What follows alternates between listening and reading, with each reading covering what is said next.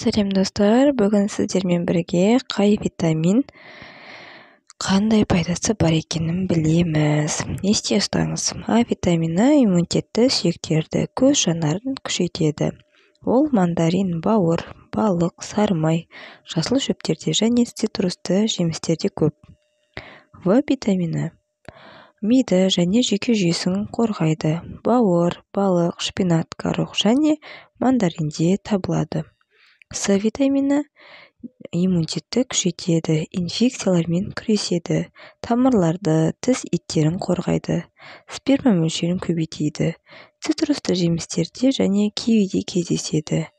Д витамині калийдің денеге сіңуін қамтамасыз етіп, сүйектерді және тістерді қуаттандырады, жүйке жүйесін күшейтеді.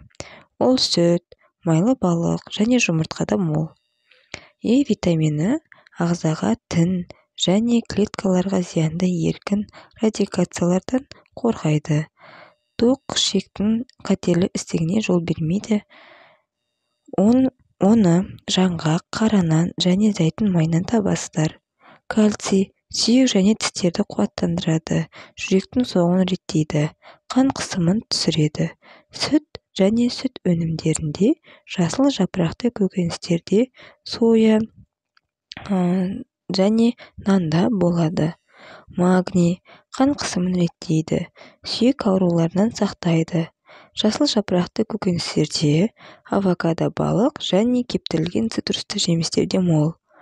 Калий қан қысымын төмендетеді, жүрек қорғанысын реттейді. Өрік, банан, цитрусты жемістерде, балық, жасыл көкөністерде, картопта көп болып кездеседі. Сіздермен болған мен Мадина, келесі кездескенше.